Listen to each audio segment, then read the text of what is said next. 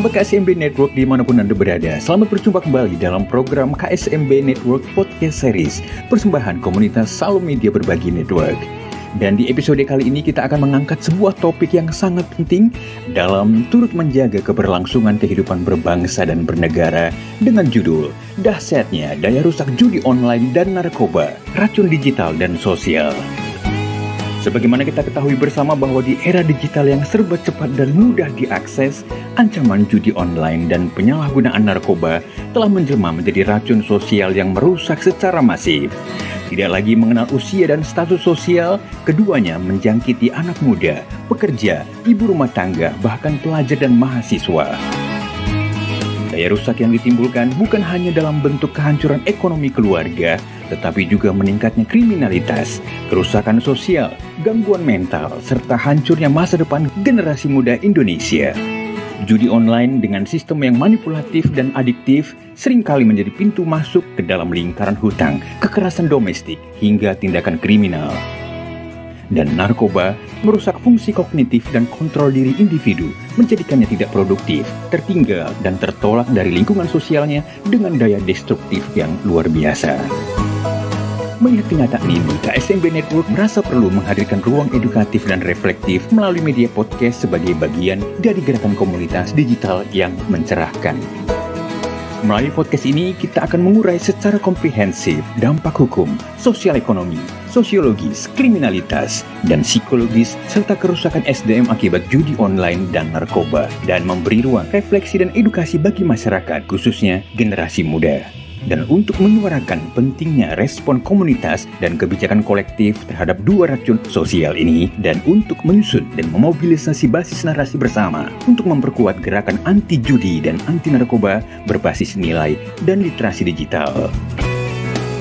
Episode podcast kita kali ini menghadirkan 3 narasumber inspiratif yang akan menginspirasi kita semua, yaitu Irjen Polisi Purnawirawan Dr. Andes Arman Depari. Beliau adalah mantan Deputi Pemberantasan Narkoba Badan Narkotika Nasional dan Ketua Umum Gerakan Mencegah dan Mengobati GMDM. Narasumber kita yang kedua yaitu Dr. Badi Kenita Putri Sitepu SE, SHMSI. Beliau adalah Ketua Komite 2 Dewan Perwakilan Daerah Republik Indonesia DPD RI dan Ketua Umum Dewan Pimpinan Pusat Persatuan Intelijensia Kristen Indonesia DPP PIGI, dan Dr. Esther ML Sinsu SPKJ. Beliau adalah Komisi Kesehatan Persekutuan Gereja-Gereja di Indonesia PGI, yang nantinya profil masing-masing narasumber akan disampaikan oleh moderator kita yaitu Martine Dian. Beliau adalah tenaga ahli DPR RI dan anggota BPMS Gereja Kristen Indonesia. Jangan lupa subscribe channel YouTube ini dan ikuti sosial media dan digital audio streaming platforms KSMB Network. Selamat menyaksikan dan saya serahkan kepada moderator kita. Silakan Kak Martine Dian.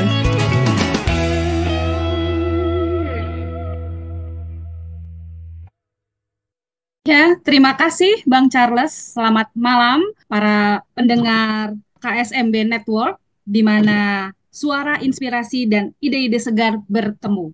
Dan pada malam hari ini, seperti yang tadi Bang Charles sampaikan, kita akan menggumuli suatu isu yang masih menjadi pergumulan kita sampai saat ini, bahwa betapa dahsyat atau seberapa besar daya rusak judi dan narkoba di era digital saat ini, terutama di Indonesia, dan juga bagaimana pengaruhnya untuk generasi muda. Dan saat ini telah hadir bersama kita, narasumber kita yang pertama adalah Bapak Irjen Polisi Purnawirawan Arman Depari. Beliau adalah seorang perwira tinggi purnawirawan yang terakhir menjabat sebagai Deputi Bidang Pemberantasan Badan Narkotika Nasional. Lahir pada 1 September 1962, lulusan Akpol 1985. Beliau banyak berpengalaman dalam bidang reserse dan saat ini juga menjabat sebagai Ketua Umum Gerakan Mencegah dan Mengobati. Selamat malam Pak Irjen. Selamat malam moderator yang luar biasa. Selamat malam buat kita semua. Terima kasih atas kehadirannya Pak Irjen.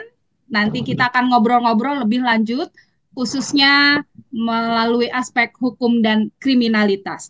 Dan telah hadir juga bersama kita pada malam hari ini narasumber kita yang cantik, Ibu Dr. Badi Kenita Putri Sitepu, SE/SH MSI.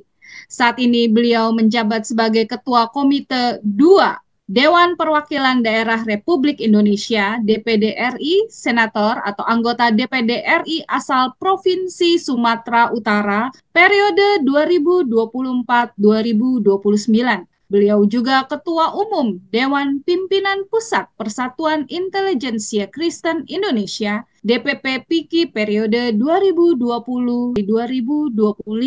Presidium Kaukus Perempuan Parlemen Republik Indonesia KPPRI dan juga seorang pegiat UKM.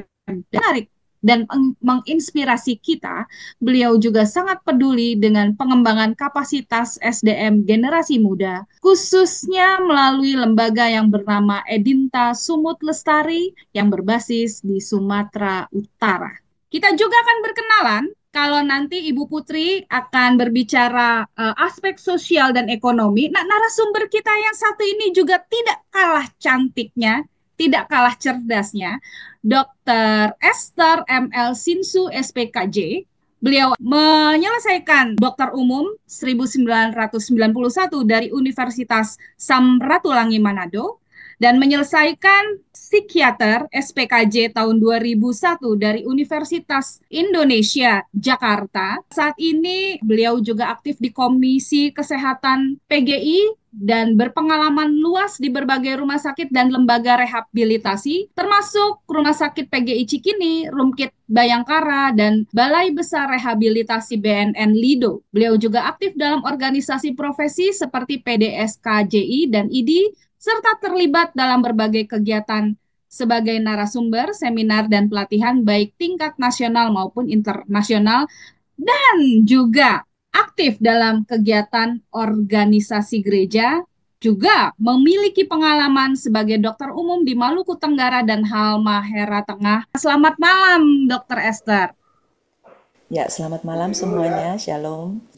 Begitu banyak pengalaman dan aktivitas Ibu Dokter, juga pengalaman dan keahlian Bapak Irjen Arman, juga tentu saja Ibu Putri. Dan kita akan memulai dengan pertanyaan umum sebelum kita masuk ke bidang-bidang hukum, sosial, dan kesehatan.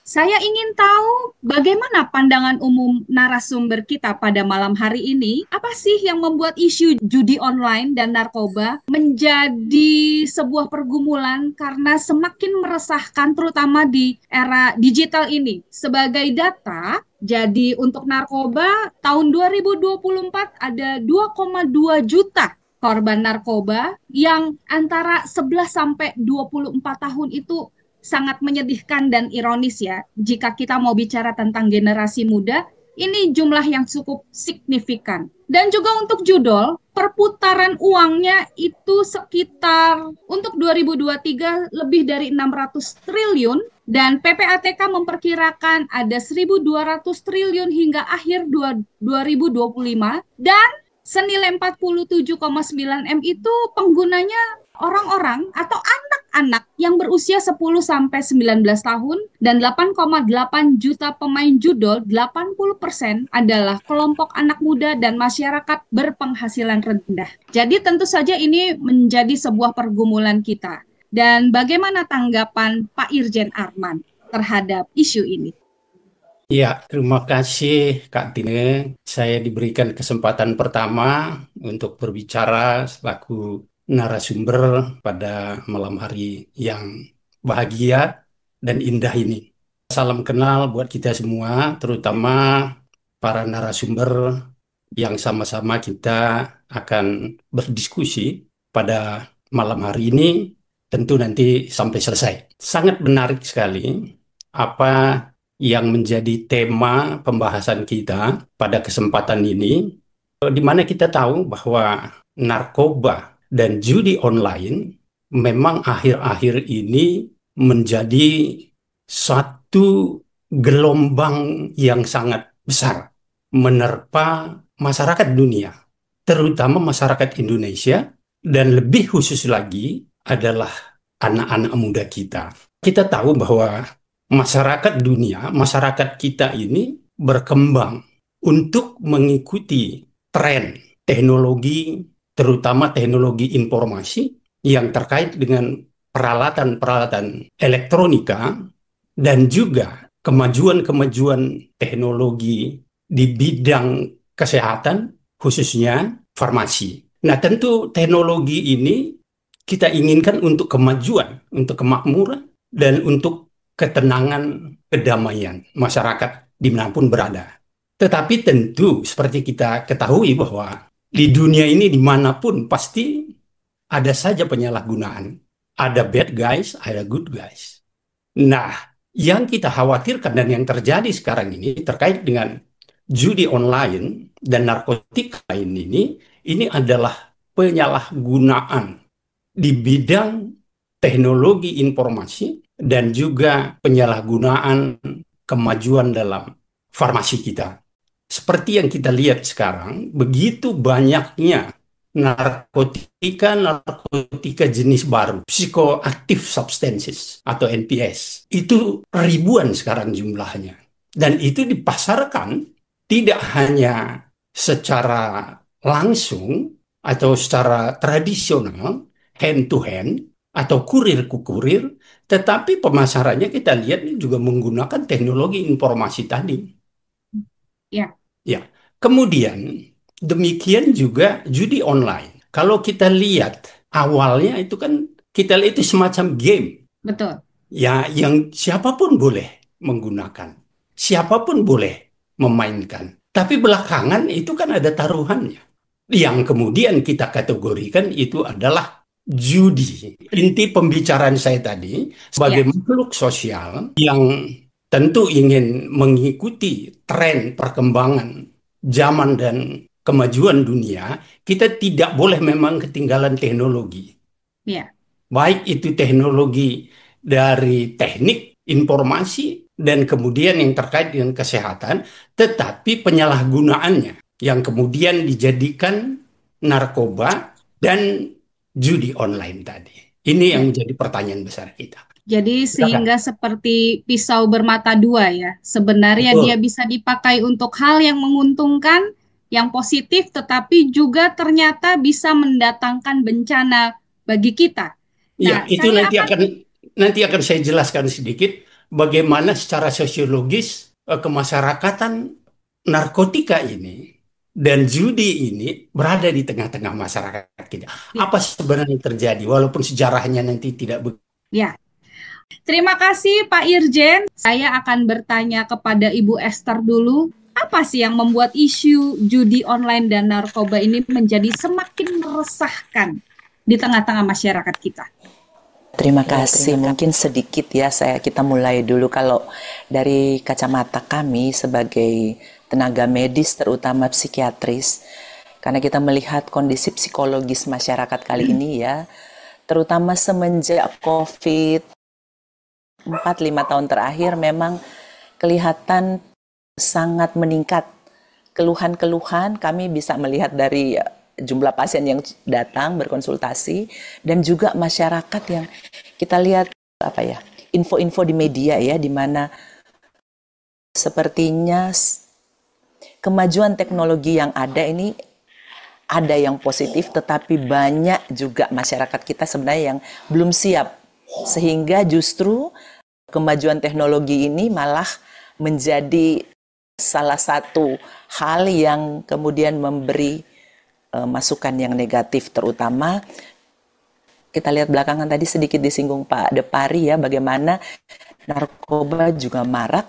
Narkoba kali ini orang bisa order lewat online ya, kemudian judi online begitu gampang. Karena apa? Karena di dalam satu gadget itu sudah ada semua kan, bisa pinjaman online di situ, bisa ada m-banking di situ, sehingga judi tidak perlu keluar rumah ya. Jadi banyak sekali hal-hal ini yang saya rasa ini memang semakin mempengaruhi kemajuan kondisi kita saat ini, dan ini kita harus benar-benar prihatin dan sama-sama untuk bisa mencari solusi yang tepat. Saya rasa itu. Ya, terima kasih Dr. Esther. Pembukaan yang menarik dari narsum kita. Kita lanjut ke pertanyaan umum sebelum kita masuk ke aspek hukum ya, Pak Irjen ya. Bagaimana pandangan umum Pak Irjen terkait dengan daya rusak judi online dan narkoba terhadap generasi muda? Iya, kalau saya bilang dari dulu itu saya sudah sampaikan, narkoba dan judi itu adalah akar dari kejahatan. Hmm. Artinya, kejahatan-kejahatan yang lain itu berasal dari permasalahan-permasalahan judi dan narkoba ini. Saya kasih contoh, di samping penyalahgunaan narkoba yang terkait dengan masalah-masalah kesehatan, tentu Bu Dokter Esther pasti tahu, mereka-mereka yang sudah menjadi pecandu atau pengguna rutin narkoba itu pasti kesehatannya tidak akan bagus. Di luar dari jenisnya, apa kesehatannya, apakah itu HIV, apakah itu AIDS, apakah itu penyakit-penyakit menular yang lain, terutama bagi mereka yang menggunakan jarum suntik. Terus pasti sarafnya, tadi itu sudah disebutkan, secara kognitif pasti terganggu. Nah, bahaya yang lain, ketika mereka yang menjadi pecandu ini kita masih berbicara masalah pengguna, belum yang terkait dengan bandar dan pengedar. Ya, di Ya, lingkungan kita dulu. ya, Ya, ketika mereka biasanya memerlukan narkoba untuk digunakan, kalau bahasa medisnya disebut gejala putus obat. hmm, Nah, kalau di kalangan dunia Kang Aunya itu disebut dengan sakau. hmm, Nah, di mana mereka memang karena ingin memakai, menggunakan narkoba, tetapi mereka tidak punya, tidak ada tersedia, bahkan uang tidak ada. Bagaimana mereka caranya? Nah, disitulah terjadi banyak kejahatan-kejahatan tadi, ya. Mungkin mereka akan mencuri, pertama kan terjadi pencurian kecil-kecilan di rumah, menjual barang-barang yang bisa dijual. Kemudian bisa juga mereka mencuri ke tetangga, melakukan perampasan di teman-temannya di sekolah, melakukan pengancaman-pengancaman. Bahkan, mohon maaf, dari pengalaman yang pernah kita lihat, terutama anak-anak remaja putri, ketika mereka memerlukan drugs atau narkoba untuk dikonsumsi ketika mereka merasa kesakitan tadi, mereka rela untuk membarter dengan tubuhnya. Nah, sehingga tadi saya pendidikan ya. sebutkan, Hmm, itu banyak sekali kejahatan-kejahatan yang terjadi dari narkoba ini, belum ya, lagi KDRT. Itu banyak sekali. Nah, ini ya, sama dengan judi online tadi karena sifat kecanduannya itu tidak jauh.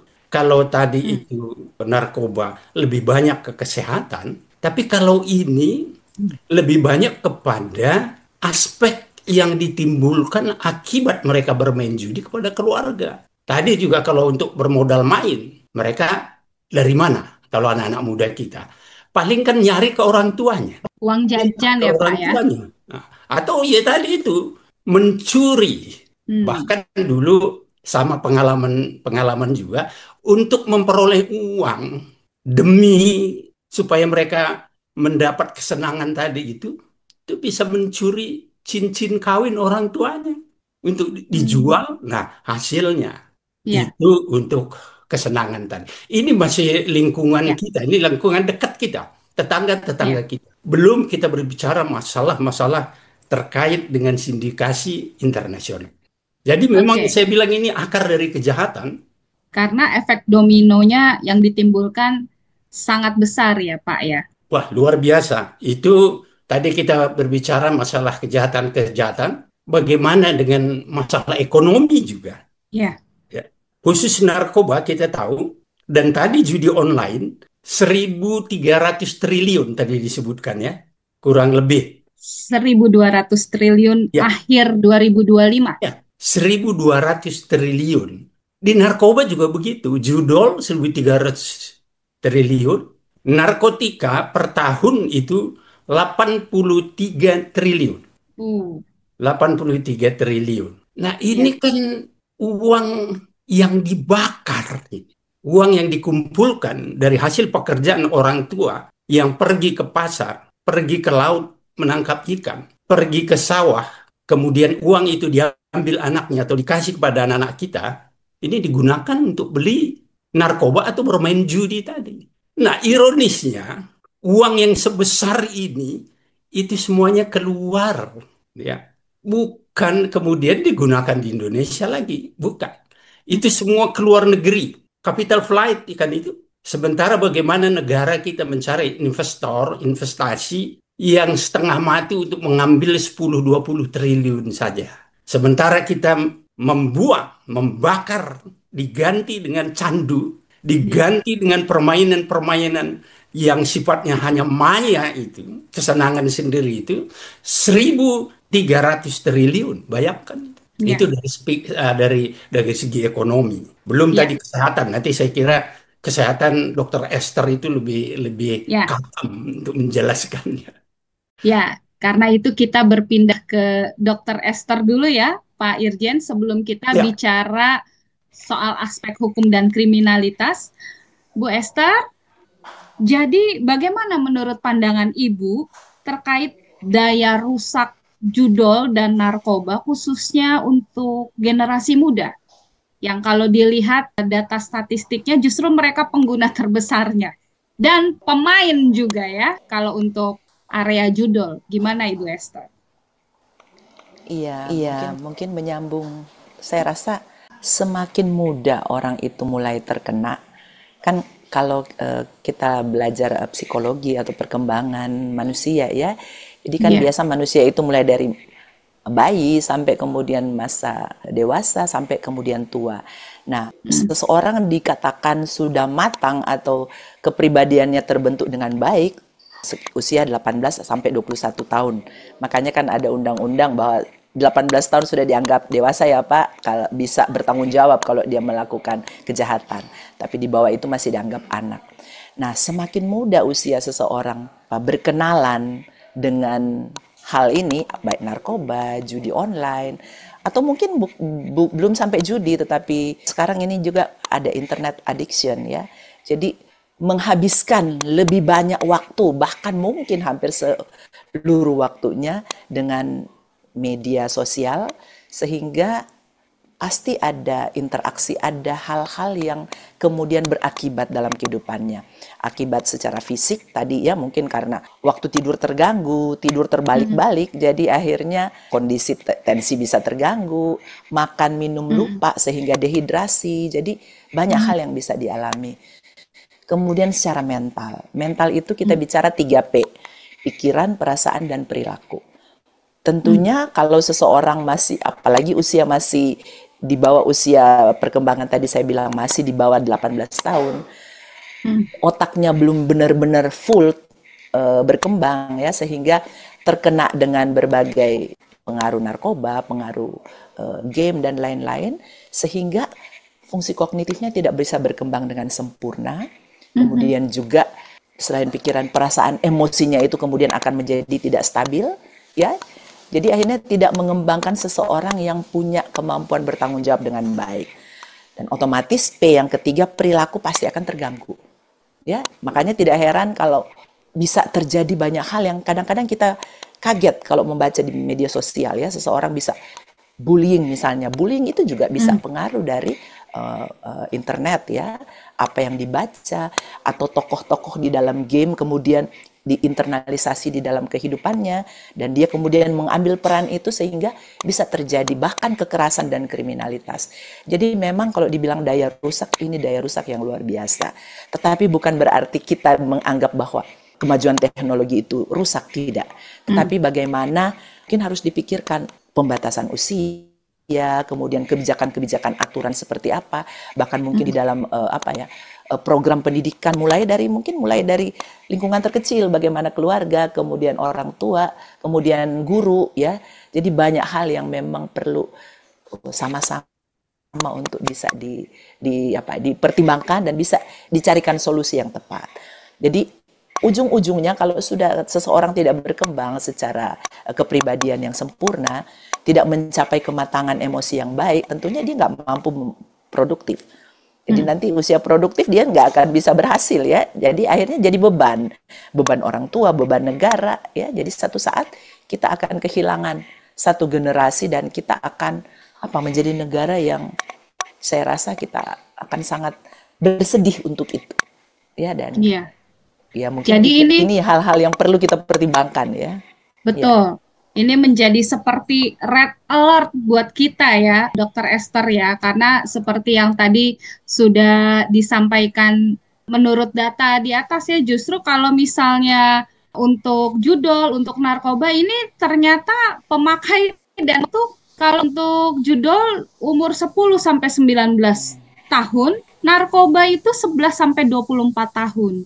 Jadi ini benar-benar sebuah isu dan pergumulan yang sangat besar untuk kita ya. Oke, terima kasih Dokter Esther. Kita berpindah dulu ke Ibu Putri. Senang sekali Ibu akhirnya bisa join nama kita di sini. Ya, sorry, siap salah buat Bang Arman juga siap salah Bang. Siap jawab aja Bu, bukan siap salah Bu. Kita langsung ke pertanyaan Ibu dari sudut perspektif sosial ekonomi, bagaimana judi online dan narkoba menghancurkan ketahanan keluarga di Indonesia, Ibu? Baik, terima kasih. Selamat malam untuk kita semua. Buat juga narasumber yang lain, mohon maaf, tadi saya habis turun dari pesawat langsung melantik Vicky di Deli Serdang dan ini sekarang menuju Tanah Karo. Jadi tadi saya nggak bisa masuk karena pas melantik. Nah, saya melihat ini fenomena yang sangat perlu kita cermati gitu ya. Izin kalau ada beberapa pihak yang mungkin merasa tidak nyaman dalam situasi ini, tetapi memang judi ini sering, misal nih kami orang Karo sering dibilang, oh memang kenapa judi itu susah diberantas. Orang Karo itu memang budayanya judi gitu. Lah, padahal tidak begitu gitu. Lalu ada sabung ayam, lalu ini. Ini judi online ini berbeda dengan judi tradisional yang mungkin dibuat bagian dari sebuah budaya gitu ya. Nah, dari pengamatan kita, misal dari sisi sosial dan ekonomi, kalau judi online ini sudah disaster karena uang itu, dananya itu tidak ada kembali lagi kepada masyarakat di situ atau di dalam jumlah yang mungkin sudah luar biasa, mungkin ratusan miliar transaksinya satu hari, dan itu dikelola pusatnya bukan ada di Indonesia gitu ya. Nah, judi online ini udah sangat merusak. Saya kemarin agak saya ada Mbak yang sering mijat saya, ngusuk saya sudah hampir 20 tahun gitu ya. Lalu kemarin pas waktu ngusuk saya bilang, kenapa Mbak mukanya sedih? Iya Bu, katanya, anak saya sama menantu saya kena judi online. Anak dan menantunya ya. Anaknya ini bekerja dengan gaji misal 4 juta sebulan. Lalu menantunya nggak bekerja lagi di rumah, akhirnya mereka main judi online. Apa yang terjadi? Mereka gadaikan rumah mamanya. Emaknya itu 70 juta. Jadi sekarang si Mbak ini harus mencicil utang judi online itu 3 juta lebih per bulan sampai 3 tahun. Padahal rumah itu dia bangun, dia dulu dari tukang jamu, kemudian jadi tukang pijat yang sehat gitu ya. Nah, ini kan luar biasa gitu. Di masyarakat yang bisa kita katakan menengah ke bawah, ini udah tersasar semua. Mahasiswa, dan luar biasa efek disasternya gitu. Lalu dari hal ini, kalau judi tradisional, misal yang main kartu, gaplek gitu ya, yang main 6 orang, yang mendapatkan manfaat dan kerugiannya cuma 6 orang itu. Tapi kalau judi online, ini pusatnya sekarang misal Kamboja, di Myanmar, ya, atau pusatnya di beberapa lah, maaf lah, segelintir orang kita bilang, kita tahu lah, kita tidak perlu kita menutup mata dengan itu, tapi kita juga tidak mau. Bahkan kan infonya demo-demo dan kemarin semua pemilihan macam-macam gitu ya. Udahlah. Tetapi ini kan tidak ada, yang ada itu, ini sering kita bilang jadi capital flight. Uang kita terbang kemana-mana, tidak di Indonesia, tapi kerusakannya ada di Indonesia. ada di Ya. kita, ada di keluarga. Nah, ini bagaimana? Lalu ada juga mengatakan, ya kalau orang yang nggak mau main judi kan nggak bisa juga.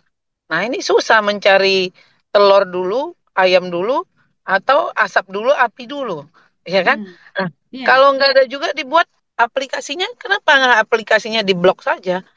Atau mesin-mesin judinya dibuat tidak ada gitu pengaturannya. Nah, ini sama dengan narkoba ya. Judi, narkoba, lebih parah lagi sekarang di masyarakat, orang yang narkoba main judi. Nah, inilah yang sudah banyak sekali tergadai tanahnya, tergadai ini bahkan ada anaknya dijualnya, ada istrinya, ada macam-macam. Ada Hmm. juga istri-istri, ada juga istri yang berjudi juga. Tapi, Hmm. nah ini parah sekali judi online ini. Saya berharap memang ada hal-hal yang keras, tetapi ini mau membenahi bangsa, baru membenahi sudah ada demo gitu. Jadi kasihan juga Pak Presiden kita ya, Ya. mau membasmi koruptor dan bos-bos judi, malah sekarang eh, dibuat demo. Nah, Ya. tapi kondisi ini sangat menyedihkan. Kita akan semakin kehilangan kalau bonus demografi ini kita jadikan harusnya menjadi modal pembangunan bangsa. Ini bonus demografi muncul kalangan-kalangan yang memang sedang sangat muda, kemudian pekerjaannya ada yang punya pekerjaan, ada yang tidak punya pekerjaan, tapi semuanya judi online, bahkan kemudian melakukan pinjam online sehingga menjadi pebenang serabut dan tidak tahu lagi nih perangkap ini gimana menyelesaikannya. Mungkin Hmm. itu Mbak yang saya bisa jelaskan atas pertanyaannya tadi, tapi kita jangan sampai disasternya ini menyeluruh dan kemudian akan menghancurkan semua. Nah, sehingga suatu hal yang sudah hancur itu akan lebih sulit membangunnya daripada kita ini merevisi, merenovasi dari konstruksi yang ada sekarang. Terima kasih, Mbak. Iya, terima kasih Ibu Putri. Jadi kalau dari penjelasan Ibu Putri, betul-betul ini daya rusaknya sangat besar dan menyeluruh ya. Sudahlah KDRT, kasus perceraian, kemiskinan berjamaah, kemiskinan struktural gitu, dan menyebabkan kerugian ekonomi yang sangat besar. Bagaimana Ibu Putri melihat negara seharusnya merespon? Itu yang tadi di akhir saya katakan. Ini saya melihat Pak Prabowo kan sudah menyampaikan itu. Pendidikan, anggaran pendidikan sudah dinaikkan. Mulailah membuat itu. Program pendidikan itu, baik itu vokasi atau apa. Tapi ini juga akhirnya ada beberapa pihak, saya memang melihatnya Mbak ya, konsep pembangunan kita itu memang harus, kemarin Pak Presiden sudah mengatakan juga, ini harus dibuat secara holistik. Nah, Iya. holistik itu dimulai juga dari keluarga gitu ya, dari keluarga. Bagaimana pola asuh yang tadi. Nah, sehingga format yang ada misal di pendidikan, kalau dengan sekolah gitu, guru, jangan juga kita orang tua memberikan ya udah biarkan di sekolah dididik. Mungkin masuk sekolah-sekolah yang bagus. Nah, sekarang sekolah-sekolah yang bagus membutuhkan biaya ini. Bagaimana dengan sekolah? Nih, itulah mungkin Pak Presiden sudah membuat sekolah rakyat, tapi juga tetap selalu ada hal-hal yang perlu diperbaiki. Nah, konsep yang harus direncanakan itu kan memang jangan di dalam tataran kualitatif. Oke, kita menuju Indonesia Emas 2045. Lalu apa Ya. langkah-langkahnya yang strategis, misal di daerah, apa yang dilakukan? Saya pikir pemerintah harus berani lah, gitu ya. Stop Hmm. lah, gitu. Mulai dari tambang ilegal, kemudian oligarki yang membangun susunan korporasi 7 orang, tapi menguasai hampir 50% dari aset yang ada di negara ini. Nah, kemudian juga ada peredaran narkoba yang luar biasa yang kita tahu hanya 1-2 orang yang mengkoordinir secara besar masifnya atau bos besarnya gitu ya. Nah, ini berani nggak gitu? Berani nggak? Nah, ini saya melihat juga beberapa demo ini sebelumnya, nah banyak banyak hal-hal yang kita perlu waspadai. Nah, jadi kalau ini visi misi presiden kita yang baru disampaikan belum mulai, sudah beberapa itu belum masuk APBN yang rencanaan 2026, itu ada untuk pengentasan kemiskinan dan meningkatkan angkatan kerja. Nah, ini akan dilaksanakan, tetapi dengan adanya demo ini dan akan berlanjut lagi, tadi pengumumannya tanggal 1 sampai 5 September juga akan demo. Nah, ini pasti tidak akan berjalan dengan baik. Tapi kalau sekarang di media sosial kita mau komentar dikit aja salah semuanya gitu. Nah, kalau saya pikir memang pemerintah harus berani memang mengambil langkah tegas, ya, stop, Ya. udah dibekukan lah itu judi online itu di aplikasinya itu kan tinggal gampang sebenarnya menutupnya. Cuman kalau ada juga pihak-pihak yang menjadi bagian penerima manfaat dari situ, nah ini yang sulit ditutup gitu ya. Jadi Tadi udah disenggol sama Pak Irjen Arman, Bu. Iya. Dan Jadi kalau Bang Arman tahu betul lah itu ya kan. Jadi susah kita mana dulu nih kalau Tom and Jerry sama-sama, kalau Tomnya dihilangkan Jerry-nya juga kecarian Tom gitu ya. Mungkin ya, begitu kali Mbak. ya. Ibu, satu lagi, Ibu. Ini kaitannya kalau tadi bagaimana negara merespon, lalu sejauh mana kebijakan publik dan regulasi yang sudah berjalan terkait judi online dan narkoba? Kemarin itu kan ada penutupan ya beberapa laman atau apa gitu ya. Nah, tapi yang aneh ada lagi muncul yang baru gitu. Ada yang menyatakan dia legal, ada yang ini. Tapi saya melihatnya begini, Mbak. Maaf nih ya, maaf ini dari sisi saya. Tapi kan kadang ada orang bilang, iyalah karena lu kagak perlu gitu ya, atau bukan nggak lagi mepet gitu. Kalau saya melihat pinjol ini juga kan dia hampir 11-12 lah ya kalau kata bahasa ini. Kan hampir 11-12 juga dengan judi online. Nah, Ya. yang lebih parah lagi, uang yang dapat dari pinjol itu dipakai lagi buat judi online gitu. Jadi dia berputar di situ. Circle-nya ini, Lingkaran setan. nah, kalau memang kayak di China gitu ya, di China itu udah dia blok aja semua. Dia blok aja. Bahkan misal kayak dulu WeChat gitu. WeChat itu kan dari China. Kita misal, begitu kita masuk ke China gitu ya, ke Tiongkok, ada beberapa yang dia blok, nggak bisa main gitu. Nah, kalau dulu misal judi bola, saya pernah juga melihat beberapa rekan-rekan judi bola itu kan masih butuh waktu panjang. Misal ada nanti dia di babak pertama gol yang ini dimainkan, oke, kalau ada tendangan sudut ada lagi taruhan beda gitu ya. Nah, kalau ini kan sama sekali tidak. Ya, main ini war, dang dang dang dang dang. Nah, game-game yang sekarang juga itu kan semua memakai dana. Ini saya mau kasih tahu nih, Mbak. Parahnya, ada saya punya yang kerja di saya gitu. Perempuan, ya. Gajinya juga seberapa, tapi dia bisa bermain game untuk memenangkan pertarungan itu. Ya, dia baru terima gaji dalam 1-2 hari habis. Jadi belum apa-apa hari keempat udah cashbon. Nah, ini saya bilang di mana ya? Kepake kemana ya uangnya ya? Main game, Mbak. Main game. Dan itu antar negara, internasional. Jadi kalau berani ya udah harus tutup. Nah, yang udah ada sekarang, memang kemarin ketika kita bertanya juga udah ditutup, beberapa udah ditutup. Misal ratusan ditutup, tapi ratusan lagi dibuka. Jadi susah juga karena mereka kan tidak mendaftarkan langsung juga apanya ini kemana mau didaftarkan, ekonomi kreatif kah, apakah atau ke OJK kah. Nah, bagaimana, pasti beberapa itu tidak mendaftar itu.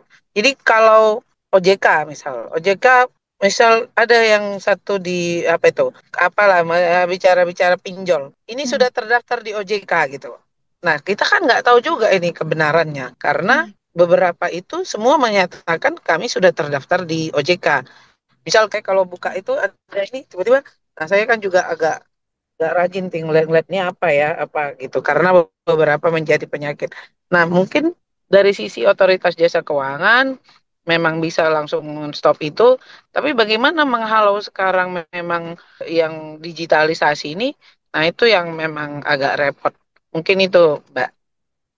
Ya, terima kasih Ibu Putri. Saya kembali kepada Dr. Esther. Tadi Ibu Putri sempat nyenggol soal bonus demografi, ya. Ini kita bicara tentang orang-orang muda dan bonus demografi yang akan diterima bangsa Indonesia. Apa jika kita tidak berhasil mengeluarkan racun sosial ini, apa dampaknya dokter terhadap bonus demografi Indonesia ini? Ya, kalau kita tahu kan bonus demografi sebenarnya itu kita akan menghitung atau melihat orang-orang dalam usia produktif itu Ya, jumlahnya akan jauh lebih banyak ya. Usia betul. produktif itu anak-anak 15 tahun sampai usia 65 tahun. Nah, kalau kondisi seperti ini terus tadi dibilang mulai menggunakan narkoba atau mulai melakukan judi itu di umur tadi Mbak 11 tahun ya di data tadi Iya, itu kan. Nah, 10 kalau sampai 11 19 tahun. Nah, 10 tahun saja sudah mulai. Saya punya pasien pernah datang ke saya. Hmm. Kalau kita bicara pemakaian narkoba dari data tadi dari 10 tahun aja sudah mulai menggunakan. Nah, saya pernah pengalaman punya pasien dengan usia yang masih akhir bangku SD lah ya. Tapi dia menggunakan narkoba bukan narkoba yang mahal, sabu atau ganja dan lain-lain ya, tetapi dia menggunakan jamur di kotoran Oh, sapi. Ya, ya itu jamur. bisa. Dan Ya, itu ya. menimbulkan halusinasi yang hebat. Nah, jadi sebenarnya akses untuk orang kemudian mengalami gangguan-gangguan karena narkoba ini bisa dengan gampang didapatkan di mana-mana ya. Apalagi dengan sekarang orang bisa lihat kan, buka gadget, bisa order online ya. Banyak sekali sekarang modelnya kayak seperti sekarang yang lagi rame juga vape. Vape kemudian Ya, vape. isinya ini yang kita tidak tahu apa kan. Nah, jadi Oh, kalau seseorang sudah kemudian otaknya, tadi kita balik lagi, ya. otak ini kemudian sudah terintervensi dengan zat-zat yang sebenarnya tidak tepat, apalagi di usia yang masih sangat muda, maka pasti dia tidak akan berkembang dengan baik. Usia produktif yang kita harapkan bonus demografinya justru akan meningkatkan kemajuan bagi negara kita, justru akan sebaliknya. Kita akan kemudian menghadapi bencana yang besar karena akan menghadapi banyaknya jumlah penduduk usia produktif tetapi kemudian sangat dependen atau tidak mandiri ya, bahkan mungkin akan menjadi pelaku-pelaku kriminal, termasuk tadi bullying, termasuk tadi kemudian melakukan pencurian dan lain-lain ya, bahkan bisa kriminal yang lebih besar lagi. Ya, kita sekarang kan sering kaget dengan banyak berita ya. Kalau kita lihat sering kali tidak masuk akal. Tetapi itulah yang terjadi. Jadi kembali lagi saya tadi agak nyaman ya dengar pendapat dari narasumber yang lain bahwa kita sebenarnya satu visi. Jadi kita tidak bisa bekerja sendiri-sendiri. Kesehatan bekerja sendiri nggak bisa. Kita harus mulai dari paling basic sekali. Di mana sejak seorang anak, bahkan sejak seseorang berkomitmen untuk berumah tangga, ya persiapan pranikah itu penting untuk harus dipersiapkan, termasuk ya dari gereja, spiritualis, agama masing-masing ya, bagaimana mempersiapkan pasangan ini sehingga nanti menjadi orang tua yang menjadi role model bagi anaknya. Nah, kemudian masuk pada tahap pendidikan, bagaimana untuk menciptakan pola pendidikan yang saya banyak mengikuti, yang dulu itu kami sering pelatihan dengan UNODC, itu ada life skill training. Jadi kita bukan sekedar olimpiade matematika, olimpiade IPA dan lain-lain, tetapi bagaimana life skill.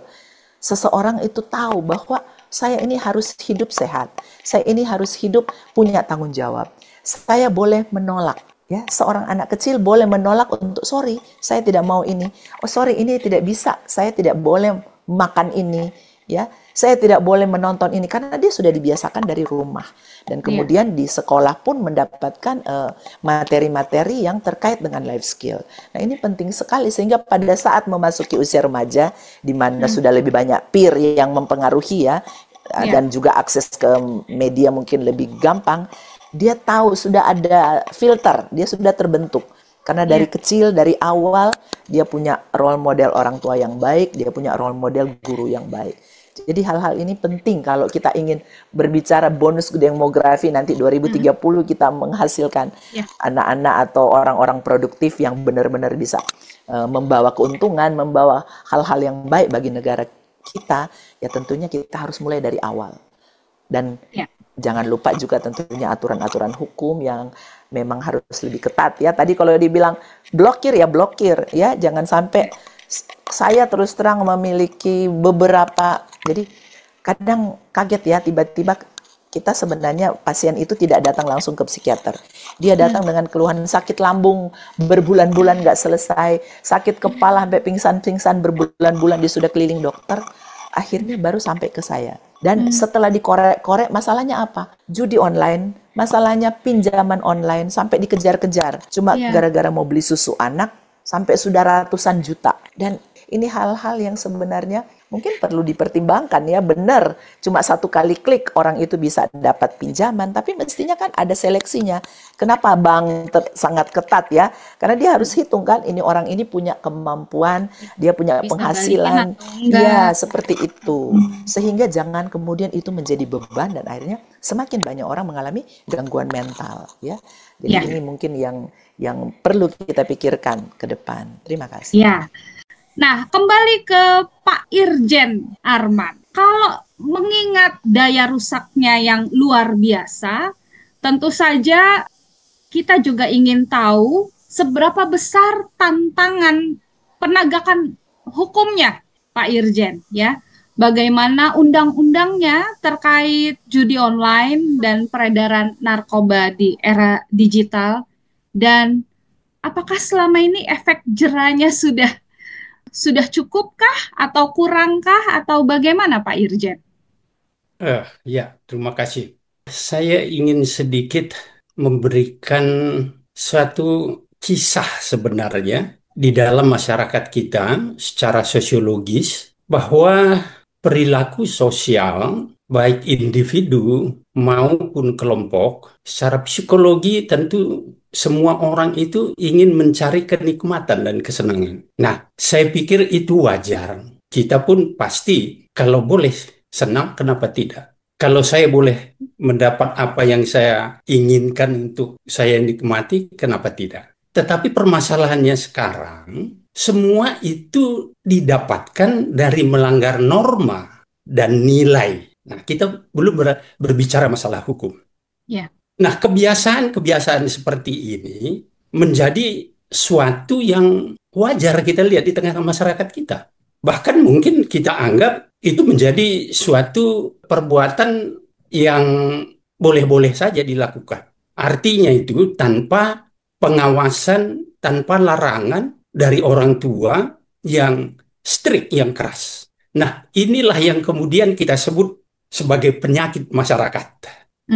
Ya, kalau di masyarakat Jawa, maaf ini ya, itu tadi yang saya bilang ada sedikit cerita di tengah masyarakat kita, itu ada yang disebut 5M, Molimo, Apa tuh, Pak? yaitu maling, Oke. madon, madat, main, dan mabok.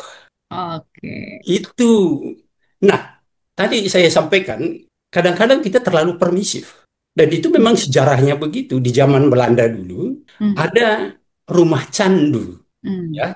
Ada rumah judi kan? Betul. Sampai sekarang ada. Ada rumah untuk orang minum, untuk mabok. Ya. Ada rumah pelacuran. Betul? Betul. Nah, ini ada di tengah-tengah masyarakat kita. Sehingga ini bukan dianggap kejahatan pada awalnya. Bukan dianggap perbuatan pidana. Maka di kepolisian pun di seluruh dunia dulu, permasalahan kita fokus kepada dua hal tadi yang dari 5 itu, yaitu judi dan narkotika. Nah, di kepolisian pun dulu perbuatan-perbuatan ini bukan dimasukkan ke dalam kejahatan umum atau major crime, tetapi mereka dimasukkan kepada vice control. Nah, vice control itu biasanya digunakan untuk kasus-kasus narkoba, yaitu bagaimana mengendalikan, menangani, dan juga mengelola narkoba itu supaya tidak merusak masyarakat. Oleh karena apa? Karena itu dianggap suatu perbuatan yang disebut dengan victimless crime. Apa itu victimless crime? Kejahatan yang tidak ada korbannya. Korbannya adalah dirinya sendiri. Nah, oleh karena itu di masyarakat kita, kalau ya coba tanyalah orang-orang tua kita dulu, siapa yang tidak pernah main judi? Ya, bahkan di tengah masyarakat tertentu pun dalam acara-acara tertentu mereka main judi.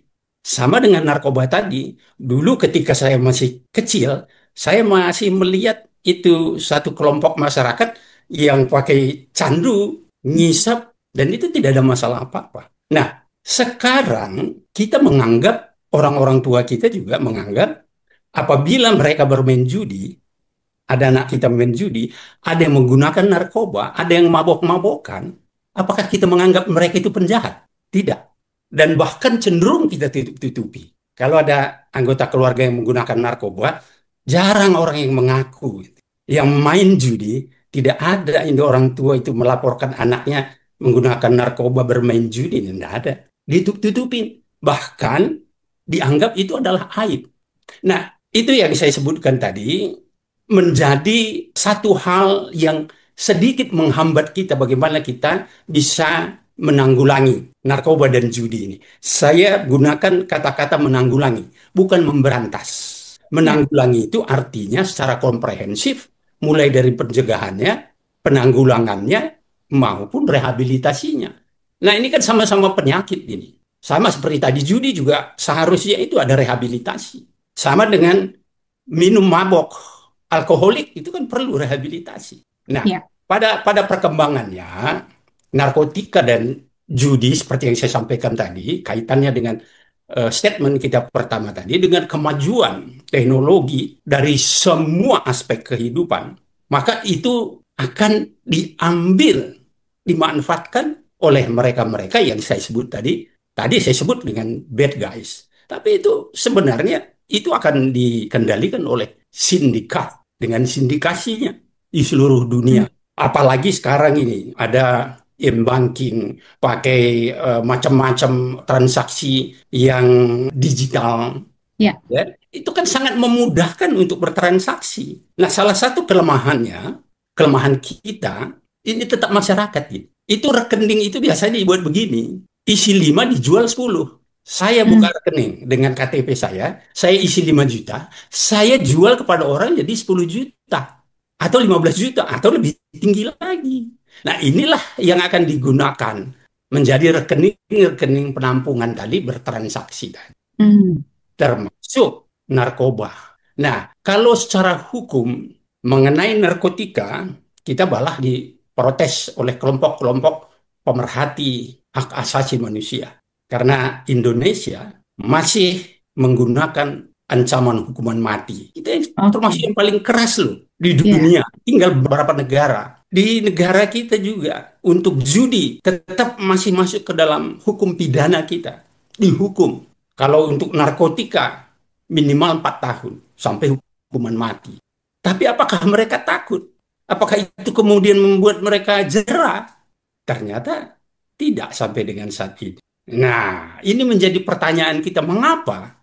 Nah, sekarang ini, kalau dulu memang untuk narkotika, khusus narkotika ini, digunakan pendekatan punishment sekeras-kerasnya. Jadi, aturan-aturan mengenai penanggulangan narkotika internasional itu, pendekatannya adalah pendekatan hukum yang keras. Maka Indonesia setelah mengadopsi beberapa konvensi internasional itu juga memberlakukan ancaman hukuman mati. Nah, di negara lain judi ini macam-macam. Ada yang masuk ke dalam ranah pidana, ada yang tidak, ada yang dilegalize, ada yang memang itu adalah perbuatan melawan hukum. Tetapi yang jelas di Indonesia, sesuai dengan hukum positif kita, itu masih dilarang. Lalu kenapa ini masih terjadi terus? Nah, ini kembali tadi kepada yang saya sampaikan tadi, awal-awal tadi itu, sebenarnya kuncinya di tengah-tengah kita, di masyarakat. Penegakan hukum itu bukan lagi satu-satunya cara untuk menekan, untuk mengurangi, atau sekaligus untuk memberantas. Bukan hukum yang keras. Nah, tadi saya sampaikan sekarang ini justru timbul paradigma baru. Kalau tadinya pendekatannya hukuman yang keras, sekarang ini justru tidak. Pelaku, terutama pengguna-pengguna narkoba itu jangan dihukum. Tidak boleh dihukum. Itu harus diberikan haknya untuk mendapatkan perawatan, pengobatan, rehabilitasi, atau perawatan secara medis, maksudnya medis dan sosial. Ya. Nah, sekarang kita mau pilih yang mana ini? Karena kita sudah menjalani sekian puluh tahun dengan menggunakan pendekatan hukuman yang keras tadi itu malah tambah banyak. Dan yang lebih ironis lagi, yang banyak di dalam sel-sel penjara-penjara itu adalah mereka-mereka yang hanya pengguna dan pecandu. Nah, Bukan bandarnya ya, Pak ya? iya, karena bandarnya itu kesulitan yang tadi sampai ditanyakan, kenapa kelihatan sangat sulit. Hmm. Bandar-bandar itu baik judi online maupun narkoba itu tidak ada di negara kita. Tidak Oke. ada. Mereka itu semua beroperasi di luar. Kalau judi online, saya bisa sebut kok. Karena dulu ketika kita menangani kasus narkotika, itu biasanya pasti terkait dengan judi. Hmm. Paling tidak ada tiga aspek kejahatan di situ. Judi dan TPPO, Hmm. tindak pidana perdagangan orang. Dan lebih Ya, spesifik adalah pelacuran. Maka oke. tiga itu biasanya di narkotika itu ada narkotik, judi, dan pelacuran.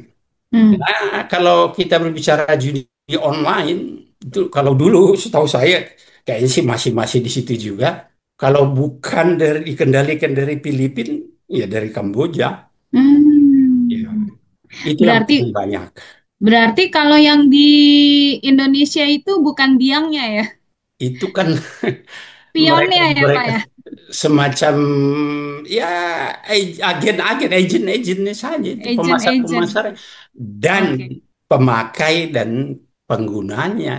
Oke. Marketnya kita di sini. Coba kita Ya. bayangkan kalau Hmm. anak-anak Hmm. tadi dari umur yang disebutkan, mereka Hmm. tinggal buka handphone kok main di situ. Saya Ya. juga suka buka tapi yang tidak yang tidak pakai uang, ya. Yang pakai uang, iseng-iseng tak tak tak habis. Iya. Udah, Iya. tiada lagi kan begitu. Iya. Nah, ini kan kalau kalau judi itu kan iming-imingnya besar sekali, seolah-olah ada harapan terus. Iya. Dan itu menimbulkan tadi kecanduan tadi. Kalaupun tidak kecanduan, menimbulkan kebiasaan yang buruk. Ya. Nah, jadi kalau dari aspek hukum sebenarnya regulasi kita itu sudah bagus, Hmm. sudah baik. Tetapi tentu saya juga mendukung. Saya mendengar dari teman-teman saya anggota Dewan DPR mau katanya amandemen Amandemen. Undang-Undang Narkotika, Undang-Undang Nomor 35 Tahun 2009. Memang ada Oke. kelemahan di situ, terutama masalah rehabilitasi tadi. Nah, nanti Iya. mungkin di kesempatan lain atau di berikutnya nanti, Hmm. apa sih sebenarnya yang perlu kita lakukan untuk menghentikan narkotika dan judi online ini?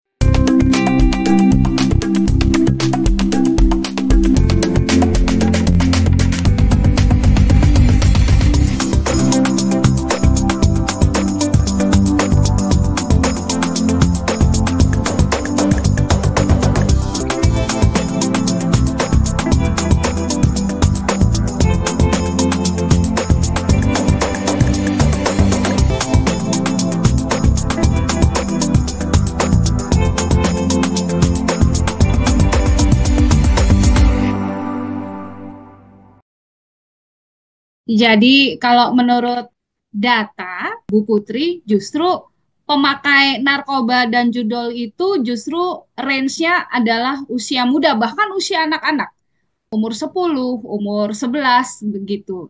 Ini punya daya daya rusak di generasi ke depan. Bagaimana tanggapan Ibu? Betul sekali, betul sekali. Nah, makanya saya tuh ini sekarang lagi perjalanan ke Karo ya. Ya. Besok itu acara pagi grand final, lomba fashion show, lomba vokal. Itu yang Hmm. saya lakukan. Mulai dari umur anak yang fashion show itu 2 sampai 6 tahun, baru yang kategori lain 7 sampai 12, lalu vokal solo SMP, vokal solo SMA. Saya danai sendiri, Mbak. Saya buat itu kegiatan itu supaya anak-anak itu tidak melihat handphonenya melulu gitu ya, Iya. apalagi narkoba. Dan ini udah saya buat dari acara audisinya, kemudian semifinal, besok itu grand finalnya. Dan ini yang sebenarnya diharapkan dari para pemimpin bangsa inilah, pejabat negara, pejabat daerah. Ini kalau semua pejabat-pejabat nih, sorry ya, anggota dewan, baik itu DPRD, DPR RI, DPD, Iya. semua buat acara-acara seperti ini, anak-anak itu mereka ada latihannya, ada buat grup bersama. Nah, ini kan berubah pikirannya, gitu ya. Nah, Ya. itu justru kalau saya buat ini kita sarankan semua anggota dewan, semua kepala dinas membuat kegiatan seperti itu. Nah, lalu bagaimana mereka bisa setiap hari komunikasi dengan anak-anaknya? Ini jangan juga nih, kita nih ibu-ibu kalau udah karirnya ini kayak nggak pernah gitu. Saya puji Tuhan, saya tahu anak saya lagi di mana, posisi di mana, dalam setiap itu satu hari itu berapa kali telepon, dan apa kebutuhan mereka, dan kemana arahnya mereka. Nah, kegiatan-kegiatan ini, pola asuh tadi, kedekatan orang tua dengan anak, itu akan sangat bisa membentengi anak-anak itu dari pengaruh-pengaruh lain. Nah, ini banyak yang membiarkan sendiri kecukupan, ada ekonomi, ada juga yang nggak cukup ekonominya, dengan alasan ekonomi bahkan menjadi agennya, apa namanya, penjual narkoba atau tukang kutip judinya. Nah, bagi anak-anak yang kecil-kecil tadi yang masih muda-muda, handphone ini. Jadi sering mereka, mana jajan? Nggak taunya udah beli ini, beli apa? Beli pedang, beli ini, beli apa? Penghalang, apa? Itu kan juga 12.000, 16.000. Bisa satu hari transaksi game dan yang kita sebut judi online tadi, bisa loh totalnya jadi 100.000 uang jajannya. Nah, kalau satu anak aja seperti itu, udah berapa banyak itu? Itu semua mengalir ke pusat yang Play Store, pembayaran itu, pembuatan macam-macam. Nah, itu sangat merusak. Lalu kalau narkoba, nih di sekolah atau temannya, dia kadang kumpul bersama temannya atau kadang apa, ya. Saya melihatnya sendiri nih, teman-teman, ada beberapa teman anak saya atau anak teman saya, ada perasaan tidak bahagia. Lalu ketika ada temannya mengajak melakukan itu, mereka menikmati. Ini masih SMP gitu ya. Lalu akhirnya, sorry, maaf, ada masuk, akhirnya seks bebas. Lalu kejadian. Nah, ini sumber dananya itu dari mana?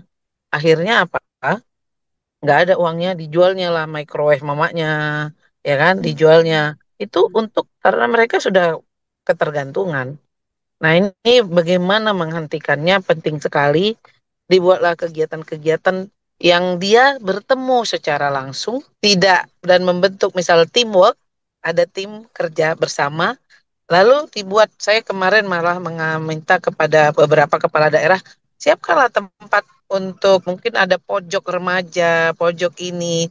Nah, kalau dulu ada cerdas cermat dan mereka melakukan kegiatan-kegiatan ekstrakurikuler sehingga itu akan membentengi dia. Lalu juga etika ya, etik yang norma yang disalamkan dalam keluarga, dan juga itu yang mungkin bisa diberikan di rumah-rumah ibadah, baik itu di masjid, di gereja, di vihara. Nah, norma-norma itu bahwa itu akan menjadi kehancurannya kelak ketika dia melakukan itu hari ini, dia akan menghancurkan masa depannya. Nah, pemahaman itu mungkin akan membantu dan ditambah lagi kegiatan-kegiatan yang membuat mereka punya aktivitas bersama dan melupakan hal-hal judi dan narkoba tadi. Demikian, Mbak. Terima kasih. Ya, terima kasih Ibu Putri. Nah, kembali ke Pak Irjen Arman. Ya, Pak, jika tadi Bapak sudah menjelaskan tantangan dari aspek hukum, juga dari aspek sosiologi tadi ya, jadi sangat amat runut ya, Pak ya. Sehingga jika tantangannya memang ternyata ada di masyarakat kita sendiri, ternyata hukum kita sebenarnya cukup galak untuk itu, lalu di manakah letak kesenjangan regulasi dan pengawasan terkait judol dan narkotika ini? Iya, dari segi pengawasan, saya kira memang kita masih sangat kurang. Ya, kita harus akui. Apalagi masalah narkotika, dari segi pengawasan terutama barang-barang yang masuk, yang diselundupkan ke Indonesia, saya pikir pengawasan kita di garis batas negara itu masih sangat kurang. Baik itu perbatasan darat, perbatasan selaut, dan udara, dan termasuk juga di ruang-ruang maya. Faktor apa yang membuat hal itu menjadi kurang, Pak? Oh, tentu kalau kita lihat perbatasan kita ini kan sangat panjang sekali, terutama garis Iya, pantainya, iya, karena laut itu menjadi sarana favorit bagi penyelundup, ya laut. iya. Nah, perbatasan kita panjang dan bukan itu saja, dari segi pengawasan internal kita juga. Nah, kalau dulu narkotika dan judi ini itu akan berkembang di negara-negara yang berkonflik. Hmm, Ya, kalau narkotika kita lihat sumbernya itu ada dari Myanmar, hmm, Laos, Thailand. Ini kan negara-negara konflik ini. Kemudian kalau kita ke Asia Tengah Selatan, itu ada negara-negara Pakistan, Afghanistan, dan Iran. Itu juga kan negara-negara yang berkonflik. hmm. Kalau kita terus ke Amerika, terutama Selatan dan Latin Amerika, itu kan kelompok-kelompok mafianya lebih kuat dari petugasnya. Iya. Apa yang menyebabkan? Karena biasanya di negara-negara konflik ini penegakan hukum lemah. Apalagi pejabat-pejabatnya, pegawai-pegawainya masih mau diiming-imingi. Nah, Ikut kan kita menjadi juga tahu bagiannya kemarin ya. jadi rame judi online, Iya. bahkan dari satu kementerian banyak yang. Nah, itu salah satu. Narkotika juga itu Hmm, di kepolisian masih kita lihat masih ada, mhm. ya. Nah, itu dari kesulitan-kesulitan yang disebutkan tadi, baik internal maupun eksternal. Iya. Di samping mereka yang operasi, sindikat yang Hmm, beroperasi di kita ini memang kuat dan solid. Itu. oke. Itu Jadi yang harus kita hadapi. Jadi strateginya seperti apa, Pak, yang realistis untuk menghadapi masalah ini? Kalau di narkotika itu kan sudah jelas sebenarnya ada Mm, 3 pilar.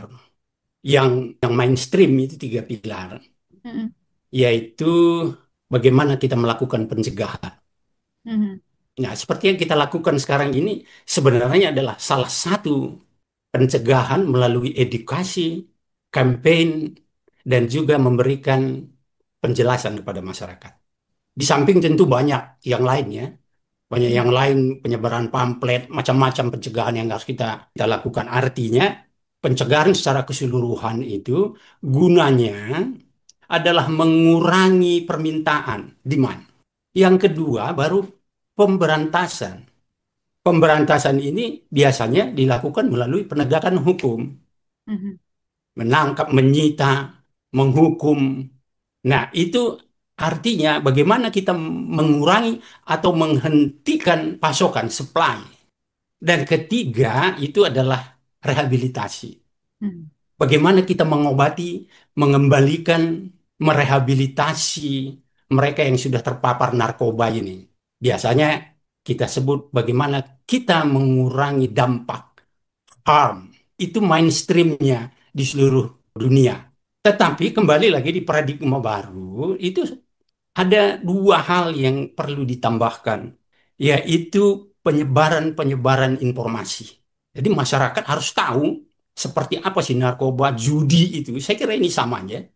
Mm, Apa dampaknya kepada masyarakat? Bagaimana kita mengatasi, membentengi lingkungan dan keluarga kita? Itu mm. informasi-informasi yang saya sebut tadi. Yang kelima, nah ini yang di negara kita ini mudah sekali diucapkan tapi sulit digunakan. Apa itu? Apa tuh, Pak? Kerjasama. Oke. Kerjasama itu bukan hanya internal kelembagaan di dalam negeri, tapi juga kerjasama dengan dunia internasional. Karena baik narkotika maupun judi online ini kan, sekalipun judi kelihatan adalah kejahatan-kejahatan yang seperti itu, tapi ini kan sifatnya transnasional. Dan jelas itu adalah narkotika adalah organized crime. Ya. Nah, itu yang menjadi pokoknya, artinya menjadi intinya, bagaimana kita cara menanggulanginya, tetapi juga regulasi tadi penting. Ya, aturan-aturan tadi penting. Nah, yang menjadi pertanyaan kita sekarang kan begitu kerasnya undang-undang narkotika kita ini, dan banyak yang sudah mendapatkan hukuman mati dan sudah inkrah, sampai sekarang tak pernah dilaksanakan. Nah, itu. Ya, berarti itu Lalu untuk sangat. apa kita buat ancaman hukuman mati kalau dianggap cuma main-main doang? Ya, Iya. ya itu Kita salah bisa satu bisa bandingkan. tantangan. Ini bukan Ya. bukan berarti kita melihat kita bilang yang sana baik dan sini tidak baik. Ya. Tentu kita perlu juga perbandingan negara-negara tetangga kita. Kalau memang sudah divonis inkrah hukumannya A, Mm-mm. laksanakan itu. Ya. Karena itu amanat undang-undang dan Ya. masih menjadi hukum positif di negara kita. Nah, itu kira-kira begitu. Oke, sangat amat komprehensif penjelasan Pak Irjen dari segi aspek hukum dan kriminalitas. Kita akan pindah dulu, kita switch dulu melalui aspek kesehatan dan SDM, Dr. Esther. Ya, Dr. Esther, kalau tadi kita sudah bicara tentang dari segi hukum, lalu bagaimana secara medis, apa yang sebenarnya terjadi pada otak gitu ya, pada otak para pengguna narkoba dulu. Ya, jadi kembali lagi kita sama-sama tahu kalau perkembangan otak ini ya penting untuk semua orang. Jadi manusia itu kalau bisa dibilang otak ini kan kayak komputer itu apa ya? Hardware-nya ya. Nah, jadi yang mengatur. Jadi kalau otak ini kemudian tidak berkembang dengan baik atau di dalam perjalanan kemudian mengalami berbagai gangguan, nah maka akan besar kemungkinan bahwa orang itu tidak akan bertumbuh menjadi manusia yang dalam tanda petik kita bilang sempurna ya, manusia yang benar-benar bisa bertanggung jawab. Nah, kalau kita bicara terkait narkoba, kita sama-sama coba memahami dulu ya biar kita nggak terlalu terkesan susah banget sih kalau bicara kesehatan. Jadi sebenarnya di dalam perilaku atau di dalam kehidupan sehari-hari semua orang pengen nyaman, pengen senang ya. Tadi Pak Arman juga ngomong seperti itu, pengennya bisa merasakan kesenangan dalam hidup. Nah, di dalam diri kita sendiri, di dalam tubuh manusia itu ada banyak hormon yang juga berperan sebagai neurotransmitter. Neurotransmitter berarti dia mentransmit atau menyambungkan antara satu neuron itu sel saraf ya, satu saraf dengan saraf lain. Nah ini kan kita punya sel saraf berjuta-juta di dalam tubuh. Nah di otak ini ada yang namanya neurotransmitter itu yang menyambung-nyambungkan sehingga jadi satu berita bisa tersambung sehingga kemudian orang itu bisa merasa wah senang, bisa merasa sedih, bisa merasa ketakutan. Nah itu sebenarnya kerja dari neurotransmitter. Nah kalau bicara terkait narkoba, di dalam banyak penelitian ada beberapa neurotransmitter sebenarnya yang berperan penting. Salah satunya yang mungkin kita pernah dengar orang bilang endorfin. Kalau misalnya kita merasa senang, ya kan kita pengen atau makan coklat ya, makan makanan yang kita suka ya itu biasanya endorfin kita kemudian akan terlepas dengan lebih banyak sehingga kita merasa semakin semangat ya. Kemudian ada juga yang dikenal dengan adrenalin atau norepinefrin. Nah itu contoh yang paling sering kita dengar kalau misalnya kita lagi lari pagi tiba-tiba ada anjing galak kejar ya itu bisa tiba-tiba bisa kita punya kekuatan lari yang luar biasa karena didorong oleh ketakutan, kecemasan, ketegangan. Ada lagi hormon yang kita kenal atau neurotransmitter kita kenal dopamin. Dopamin itu membuat kita merasa, kalau kita merasa dipuji, dihargai, dopamin itu makin banyak sehingga ada rasa eufori, rasa senang ya. Kemudian ada lagi hormon yang belakangan ini agak sering digembar-gemborkan, hormon serotonin. Serotonin itu sebenarnya untuk membuat mood atau perasaan kita lebih balance. Jadi kalau sedih nggak sedih banget, kalau senang nggak senang banget, sebenarnya itu untuk membalance. Nah, kembali ke narkoba ini, ada banyak penelitian mengatakan sekian persen itu orang-orang yang melakukan permainan judi, katanya pada saat diteliti, mereka hampir sekitar 1,7 atau sekitar 7% itu mereka mengalami low level norepinefrin, adrenalin. Katanya agak rendah ya, sehingga mereka rata-rata ingin ada suasana yang tegang, suasana yang mencekam, suasana yang penuh dengan kecemasan, ketegangan sehingga itu menimbulkan rangsangan dan adrenalinnya bisa banyak keluar. Ya jadi istilahnya adrenalin rush. Mungkin itu sering dialami pada orang-orang yang sedang main game atau sedang main judi ya. Karena ketegangan kan, aduh udah hampir menang nih, atau kayaknya, aduh deket banget, sehingga ketegangan itu membuat dia semakin semangat untuk pengen coba lagi. Nah, Ini kemudian pengaruh dari hormon-hormon tadi, neurotransmitter tadi, diperkuat dengan fungsi kognitif yang terganggu. Kalau kita bicara judi, sedikit berbeda dengan narkoba adalah fungsi kognitif itu ada namanya bias kognitif. Kalau orang pakai narkoba, sama, tadi neurotransmitter terpengaruhi, sehingga timbul keinginan untuk pakai lagi. Dia tahu ini nggak benar, dia tahu dirinya akan jadi korban, tetapi dia tetap mau pakai lagi. Nah, sedikit beda dengan judi, dia tidak merasa dia jadi korban secara diri, secara kehidupannya. Yang jadi korban finansialnya. Nah, sehingga fungsi kognitif itu kemudian terjadi bias, ada yang namanya ilusi, ya, gambler fallacy namanya. Jadi merasa bahwa saya mampu mengontrol. Kemarin kan saya udah kalah banyak nih, betting ya, apa itu istilahnya. Jadi kalah banyak, jadi berarti nanti dekat lagi saya akan menang. Nah, itu ilusi-ilusi yang sebenarnya tidak real, tetapi itulah yang terjadi di dalam kognitif seseorang. Kemudian ada satu lagi bias kognitif, yaitu near win, hampir menang.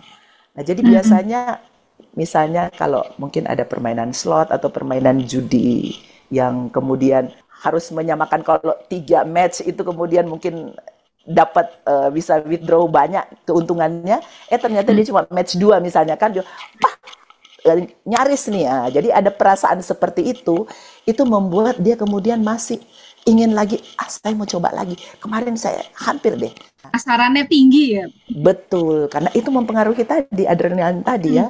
Nah, kemudian dopaminnya juga kan ada karena euforia yang palsu sebenarnya. Wah, aku hampir menang nih. Apalagi kalau dengan teman-teman sesama ini satu komunitas kan, wah kemarin gue hebat nih, lu kalah. Nah, seperti itu ya. Jadi akhirnya timbul keinginan untuk lagi-lagi. Padahal uang sudah mungkin mengutang kemana-mana, termasuk ke pinjol, termasuk ke kartu kredit dan lain-lain. Dan ini akibatnya pasti akan sangat buruk ya. Tapi itulah yang terjadi, sehingga tadi dikatakan memang bisa kita rehab, bisa kita terapi, tetapi agak sulit. Karena apa? Karena bukan hanya masalah stop bermain, tetapi pada saat dia sudah masuk di dalam situasi itu, sudah menjadi pengguna yang adiksi. Mungkin dari awal-awal dia pakai sekedarnya ya, kemudian mencoba kalau ada masalah dia menjadi pelarian ya. Orang-orang yang mungkin mengalami masalah, dia pikir iseng-iseng aja aku judi, siapa tahu bisa untung dari 50.000 jadi 100.000, jadi 500.000, jadi sekian juta, akhirnya ya. Nah, itu awal dari coba-coba, akhirnya kemudian terjerumus karena ada faktor dari diri sendiri, di mana otak itu sudah terpengaruh. Sehingga pada saat kita melakukan terapi, penata laksanaan atau rehabilitasi, memang sesuatu yang tidak mudah. Makanya memang miris ya Pak Arman tadi ngomong bahwa kok bandarnya nggak dapet, tapi justru korbannya ini yang jadi penghuni lapas ya, penghuni tempat-tempat yang harus menjalani hukuman. Padahal ya dia itu masuk di dalam, kalau kita bisa bilang ini ya, ini perangkapnya si pembuat judi, pembuat kasino, pembuat permainan game online, pembuat narkoba dan lain-lain. Tapi nah inilah hal-hal ini yang harus dipahami oleh masyarakat luas, sehingga sebaiknya dari awal jangan pernah mencoba, karena kita tidak tahu kita punya kondisi serotonin rendah, atau kita punya adrenalin rendah, atau kita punya kecenderungan mental yang kurang pas ya, sehingga kita mudah untuk masuk dalam kondisi adiksi atau tidak ya. Jadi akan lebih baik kalau kita tahu dari awal bahwa resiko dari apa yang kita lakukan ya belum tentu selalu menimbulkan kesenangan. Di awal mungkin senang ya, merasa karena adrenalin bisa keluar dengan banyak, dopamin kita bisa meningkat sehingga kita merasa manusia yang paling senang di dunia ya, tetapi kemudian dalam perjalanannya adiksi mulai terjadi dan risikonya terlalu besar untuk kita lepas ya. Jadi terlalu besar harga yang harus dibayar untuk itu. Saya rasa itu yang bisa saya jelaskan. Iya, oke. Terima kasih Dr. Esther. Sekarang giliran ya Pak Irjen Arman. Bagaimana menurut Pak Irjen kolaborasi antara pemerintah, aparat hukum, organisasi masyarakat untuk memperkuat gerakan anti judi dan anti narkoba? Kolaborasi itu satu hal yang mutlak harus dilakukan. Tidak ada pekerjaan tugas yang bisa berhasil maksimal tanpa kerjasama. Itu tadi yang saya bilang bahwa kerjasama itu sebenarnya adalah kunci dari permasalahan-permasalahan yang kita hadapi sekarang. Tadi kita bicara panjang lebar bagaimana kita mengatasi, awal tadi saya sebutkan ini adalah penyakit masyarakat yang Betul. kemudian menjadi kejahatan lintas negara atau transnasional dan organized crime. Narkotika dan judi online itu sudah masuk ke sana.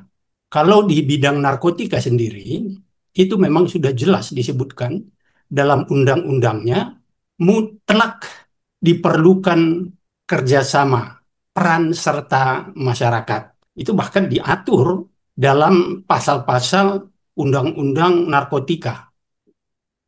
Apalagi saat ini, kalau kita berbicara masalah kolaborasi dan kerjasama, pada pemerintahan yang dipimpin oleh Presiden Prabowo sekarang, ada Asta Cita. Ya. Setahu saya, poin ketujuh itu khusus untuk narkotika. Nah, itu betapa pentingnya dari sekian banyaknya permasalahan yang dihadapi, persoalan yang dihadapi negara ini, narkotika dimasukkan menjadi salah satu prioritas nasional. Oleh karena itu, terkait dengan kerjasama dan kolaborasi tadi, seharusnya pejabat di negara ini memanfaatkan ini. Karena kan dasarnya sudah ada, Presiden sudah perintahkan untuk membasmi narkotika dan judi online khususnya. Nah, siapa yang terkait di dalamnya?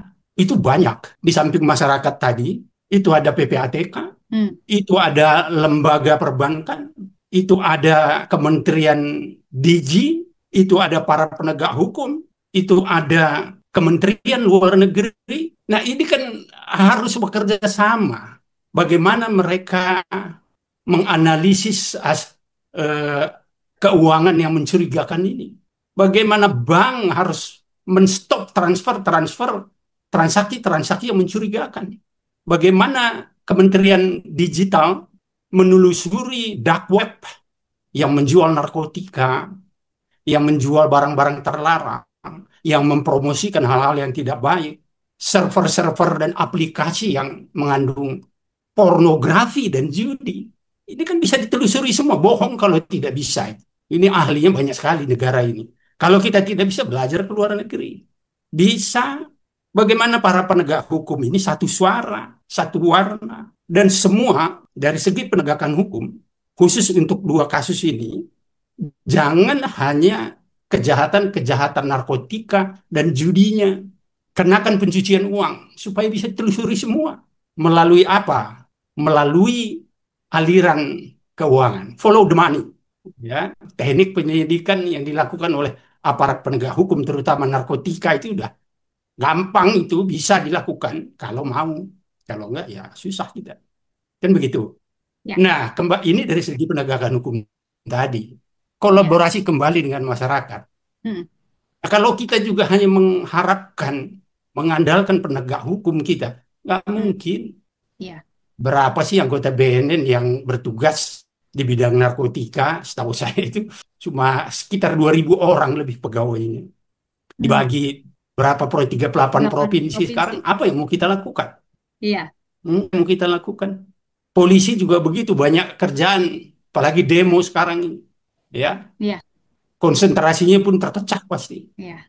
Aparat-aparat yang lain. Nah, oleh karena itu kalau kita kembali lagi kepada apa yang saya jelaskan tadi mengenai penyakit masyarakat, walaupun penyakit masyarakat ini sekarang berubah menjadi gurita, menjadi monster yang disebut dengan transorganized crime ini, tapi intinya kan di kita, di masyarakat. Bagaimana kita membentengi masyarakat kita? Bagaimana kita memberikan pengertian, pemahaman, edukasi, supaya paling tidak mereka bisa mengamankan dirinya sendiri secara individual. Nah, kalau dia bisa aman secara individu, mudah-mudahan dalam kelompoknya dia bisa mempengaruhi, kan begitu. Kalau bahasa kita biasanya, khusus untuk judi online dan narkotika ini, pastikan dirimu aman. Artinya tidak terpengaruh dari kejahatan-kejahatan narkotika dan judi online tadi, dan kejahatan yang lain. Kemudian pastikan keluargamu juga aman. Nah, kalau keluargamu aman, baru kita berbicara lingkungan kita juga aman. Artinya, kita memang harus berkomunikasi, sharing dengan yang lain. Jangan kita tidak mau peduli, itu kan bukan saya, itu bukan keluarga saya, tidak bisa. Nah, kitalah yang menjadi pelopornya. Tadi saya sebutkan salah satu yang kita lakukan di GMDM yaitu ya kalau misalnya ada yang menelpon bahwa anaknya sedang menggunakan narkoba atau sudah susah sekali untuk diarahkan, susah sekali untuk dibina, nah datang ke sana. Kita datang ke sana. Komunitas-komunitas ini yang kita perlukan sekarang. Karena kalau kita hanya mengandalkan penegak penegak hukum kita, itu tidak akan cukup. Karena dasarnya, awalnya, basicnya ini akan tadi itu penyakit-penyakit masyarakat tadi yang saya sebutkan tadi 5M ya, maling, madon, mabok, madat, main. Nah, dua tadi yang kita bahas, main dan madat. Ini di tengah masyarakat kita. Ya. Nah, kadang-kadang kalau orang orang main judi dulu ya, yang judi-judi tradisional, kalau kita larang malah ada yang bilang biarin aja, udah seneng kok. Ya.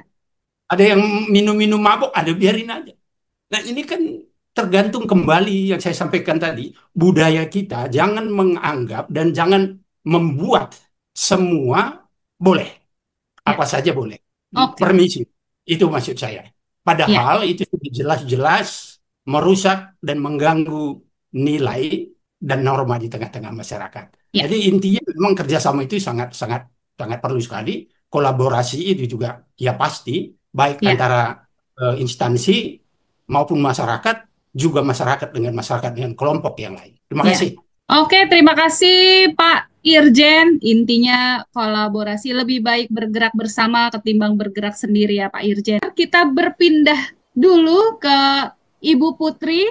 Ibu Putri, bagaimana hal-hal apa saja yang bisa kita lakukan, baik itu sebagai komunitas, apa itu sebagai gereja, atau itu sebagai keluarga untuk menjadi benteng pertahanan sosial, Ibu Putri? Baik, banyak yang bisa kita lakukan. Yang penting kita harus niat dan serius. Ada pengorbanan lah untuk itu.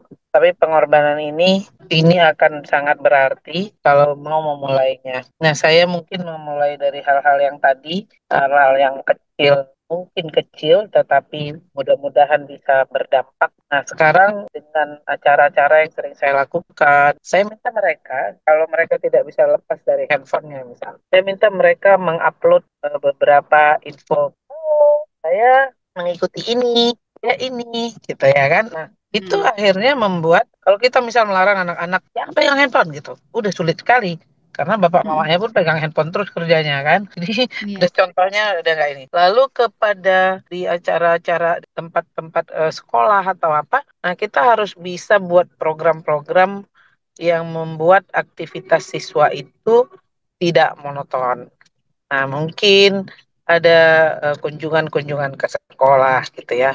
Nah, bagi yang sudah terkena, ini memang beberapa agak sulit ya untuk dia melupakan kalau dia sudah ketergantungan atau pernah ketergantungan narkoba dan judi. Nah, ini yang repot. Ini repot sama seperti repotnya itu kalau dibangun baru, dibentuk baru, mungkin dia masih bisa tingkat penerimaan di memorinya itu masih tinggi karena ini baru masuk. Tapi yang sudah masuk di dalam itu yang udah rusak. Nah, dan ada kalau dia apa namanya ya, Bang Arman ya, chat itu yang membuat dia akan ketagihan. Kalau katanya maaf nih, ini kita kalau yang udah hadir ini kan udah dewasa ya. Kalau menggunakan narkoba itu katanya 100 kali lebih nikmat daripada orang bercinta. Nah, zat yang muncul itu katanya. Jadi tingkat halusinasinya, tingkat daya hayalnya. Nah, ini yang lebih sulit memang memperbaikinya. Mencegahnya, mitigasi tadi itu memang harus ada nih program-program aktivitas anak-anak muda, baik itu mulai dari kecil, yang terus dilaksanakan. Nah, itu juga harus ada menjadi perhatian khusus di gereja gitu ya. Sekolah minggu. Dulu saya nih guru sekolah minggu ya, Mbak Martina. Nah, apa yang dilakukan apa yang dilakukan gitu ya.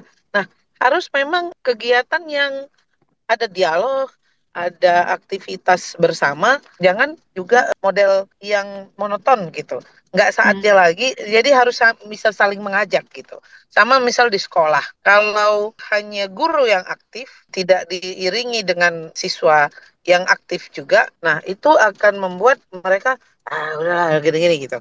Nah jadi memang ada saling, nah itu yang memang harus dilakukan. Nah ini harus ada di dalam misal silabus untuk anak-anak sekolah. Nah, kita juga harus punya silabus nih, yang di gereja, yang di rumah ibadah, harus ada hal-hal yang interaksi antar anak-anak, antar guru atau guru sekolah minggu atau apa dengan anak yang diajarnya. Nah, ini penting sekali. Lalu kegiatan ekstrakurikuler tadi itu juga memang harus ada pendampingan, di mana kalau saya melihat nih kegiatan yang saya lakukan ini, anak-anak itu memang orang tuanya jadi aktif mengantar juga. Memang ada satu sisi kadang, loh kalau kami semua ini dari mana nanti kami dapat uang. Nah, begitu ya.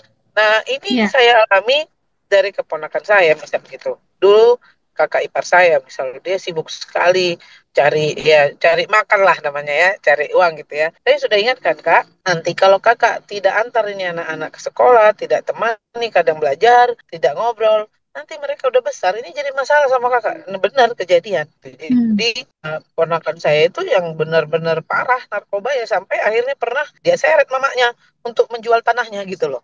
Nah, ini kan pencegahan yang kita harus mulai dari awal. Nah, semuanya pasangan-pasangan muda yang ingin punya anak juga harus diberikan pengarahan-pengarahan bagaimana berkeluarga, bagaimana punya anak. Nah, program ini yang memang harus dibuat tadi yang dikatakan Bang Arman dalam Astacita. Jadi kalau kita hanya memperbaiki yang sudah rusak, mitigasinya tidak dilakukan dari awal, nah ini akan menjadi biaya yang sangat besar.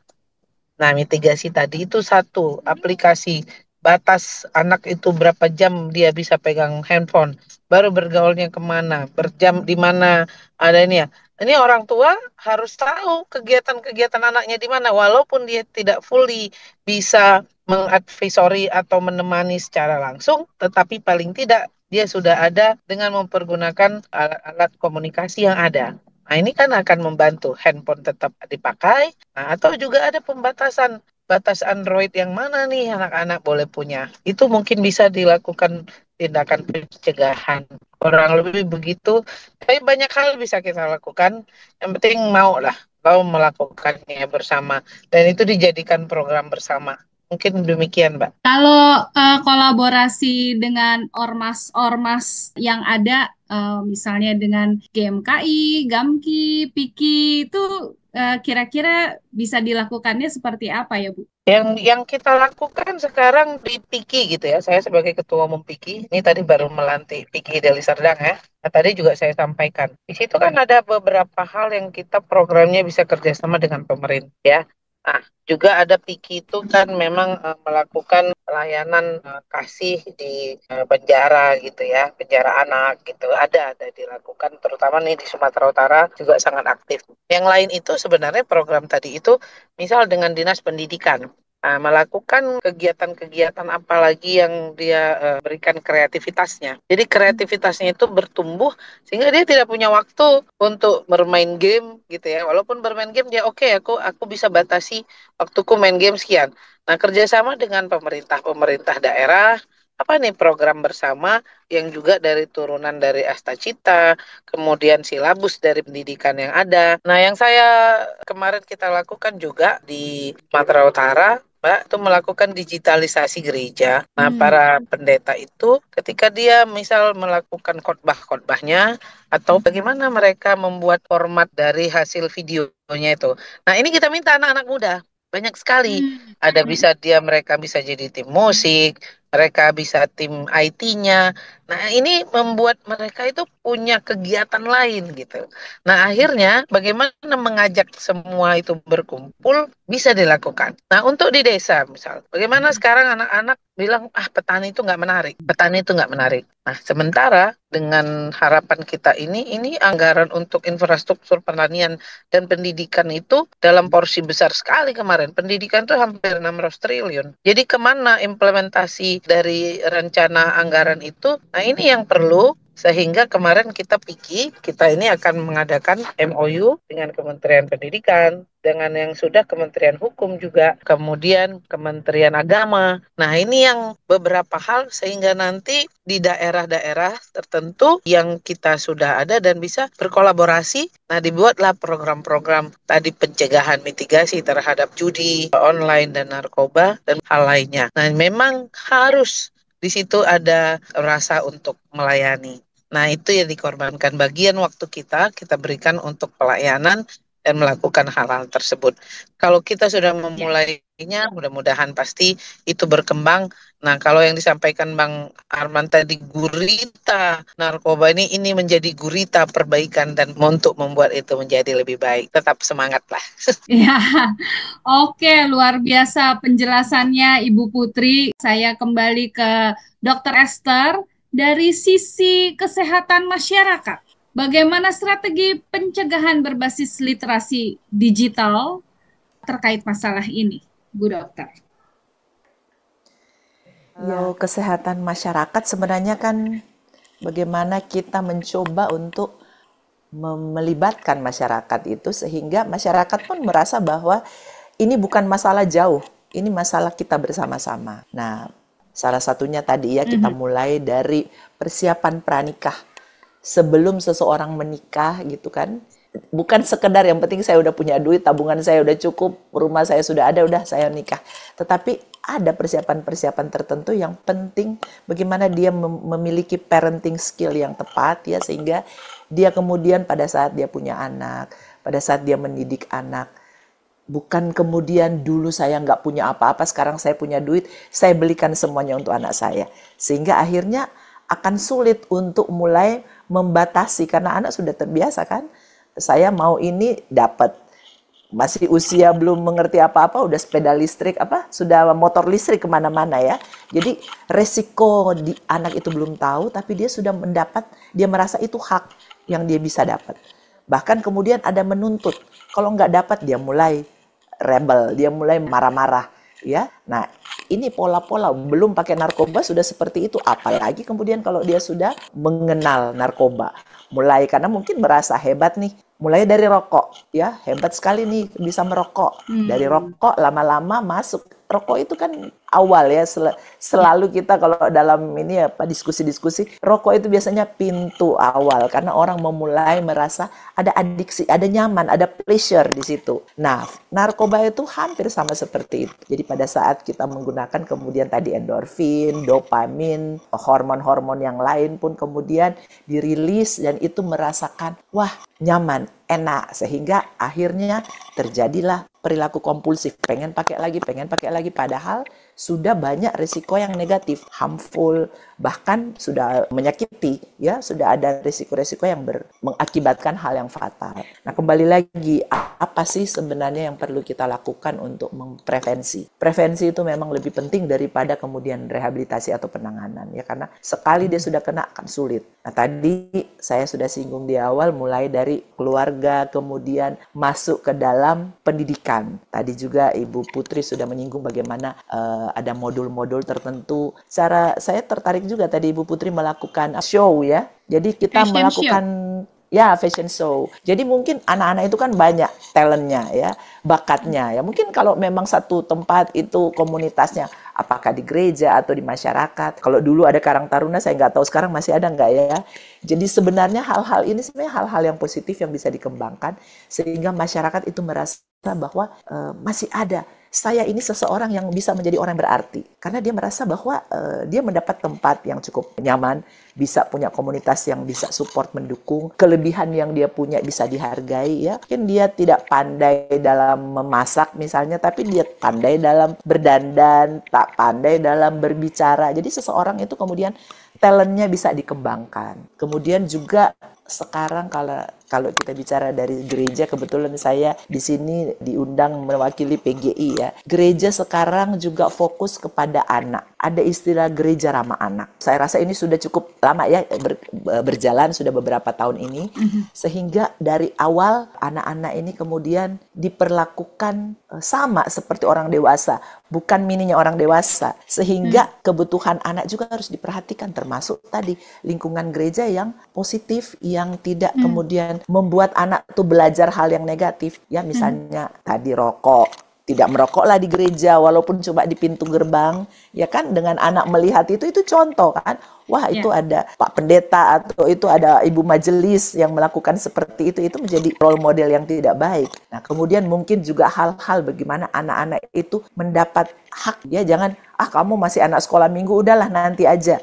Ya, padahal anak itu punya hak yang sama, sehingga dia pun merasa bahwa sejak kecil dia dihargai, sehingga ada menghargai diri sendiri. Tadi saya sempat bicara tentang bagaimana untuk life skill itu kalau dia belum bisa menghargai dirinya, merasa bahwa dia pun ini seorang ciptaan yang utuh walaupun dia masih kecil. Nah, pada saat dia kemudian bisa mengembangkan bahwa sayangi diri saya harus menjaga diri saya untuk tetap sehat, menjaga diri saya untuk tetap senang, menjaga diri saya untuk tetap hidup dengan baik tanpa ancaman. Nah, dengan demikian dia mampu menerapkan itu kepada orang lain. Jadi dia kemudian tidak akan membuli orang lain karena dia tidak mau dibuli. Dia tidak akan melakukan pemerasan atau memaksa teman lain karena dia juga tidak ingin diperlakukan seperti itu. Jadi kita perlu untuk dari awal memberikan hal-hal seperti ini sehingga kita tidak akan kesulitan pada saat anak sudah remaja atau sudah dewasa kemudian baru kita kaget, kok anak saya seperti ini. Padahal waktu kecil kita tidak pernah karena terlalu gampang ya, terlalu diberikan semuanya, akhirnya pada saat sudah dewasa baru kita terbuka matanya, wah kok anak saya seperti ini ya. Jadi ini sangat penting sekali untuk preventif ya dari awal, dan masyarakat, semua masyarakat kita bisa libatkan mulai dari keluarga, kemudian ke lingkungan terkecil ya, di gereja, di komunitas, kemudian ke masyarakat, dan tentunya negara harus berperan juga ya. Makanya ini dengan adanya media, dengan ada sekarang kita ngomong seperti ini kan bisa langsung orang lain bisa dengar. Jadi cepat sekali media ini bisa menjadi alat yang positif sebenarnya. Tapi juga kalau tidak terkendali, menjadi alat untuk merusak. Jadi saya rasa ini hal-hal yang penting untuk kita sama-sama. Dan rasanya capek tuh ngomong seperti ini, udah capek deh, udah terlalu sering. Tetapi kemudian gerakannya itu kayaknya kok lambat banget ya. Jadi bagaimana ya, kita harus bicara seperti apa ya harapannya pembuat kebijakan, penentu negara, arah negara ini untuk bisa melihat mana yang prioritas, mana yang perlu didahulukan ya. Mulailah, kadang-kadang tidak terlalu perlu dana yang besar, tetapi motivasi dari diri sendiri untuk memulai itu sangat penting ya. Saya rasa itu dulu. Ya, terima kasih Ibu Esther, dan tidak terasa kita sudah memasuki penghujung talk show kita, dan untuk itu saya ingin sekali lagi meminta apa sih pesan Pak Irjen Arman kepada generasi muda, sekaligus juga closing statement sebagai Ketua Umum Gerakan Mencegah dan Mengobati. Ya, khusus untuk generasi muda, untuk anak-anakku, untuk adik-adikku, masa depan Anda itu bukan dari masalah-masalah yang terkait dengan kejahatan, apalagi dibangun dari narkoba dan judi.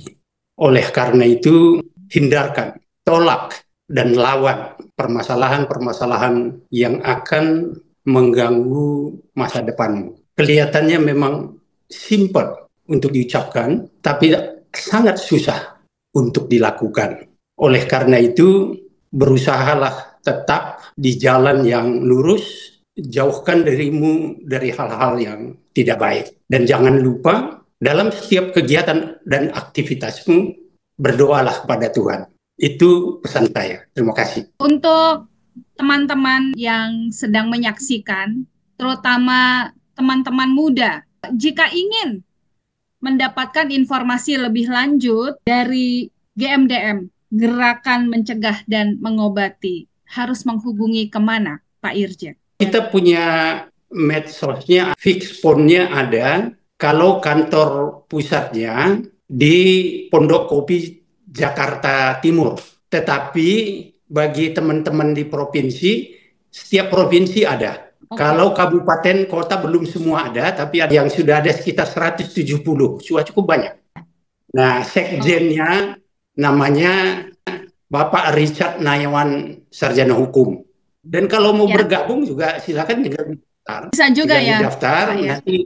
Ya. Bagi Anda, teman-teman muda yang ingin ikut menjadi bagian dari gerakan mencegah dan mengobati, Anda bisa menghubungi layanan yang tadi disampaikan oleh Pak Irjen Arman.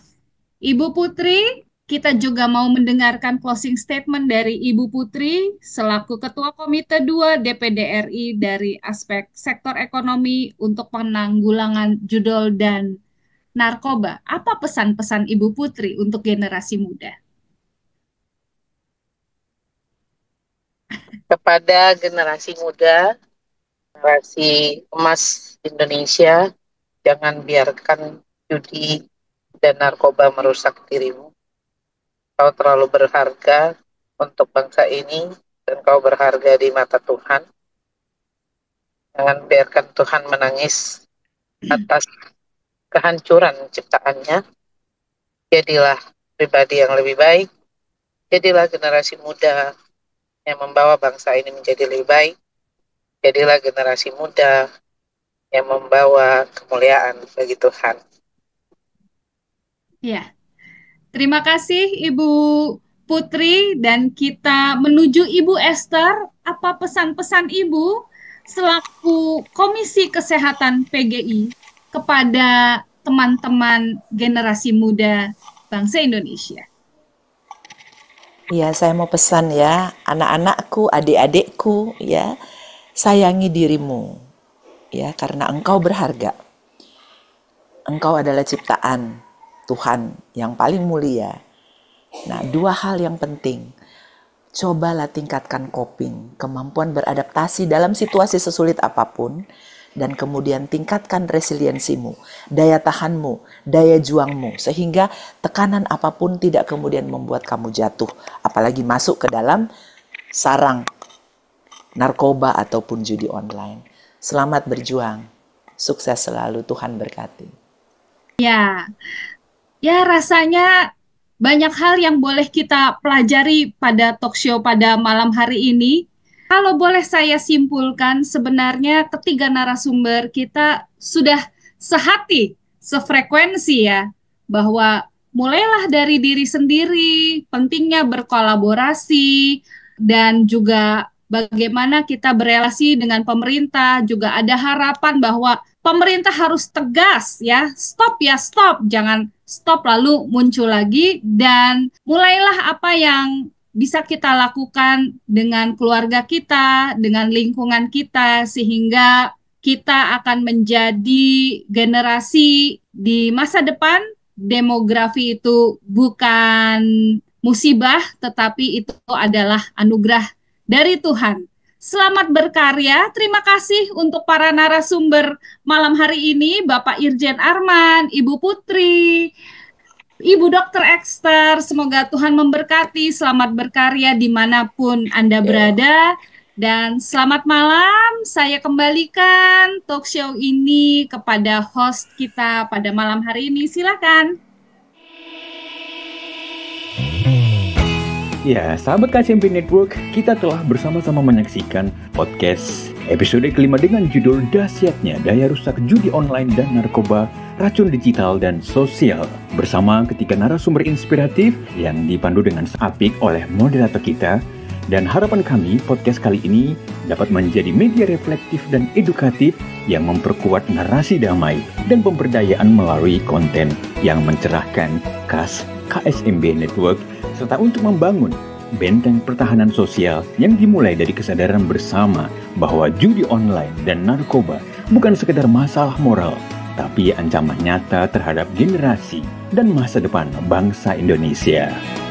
Jangan lupa subscribe channel YouTube ini dan ikuti sosial media kami di Instagram, TikTok, Facebook, serta digital audio streaming platform Spotify dan Amazon Podcast KSMB Network. Terima kasih atas kebersamaan Anda dan sampai jumpa.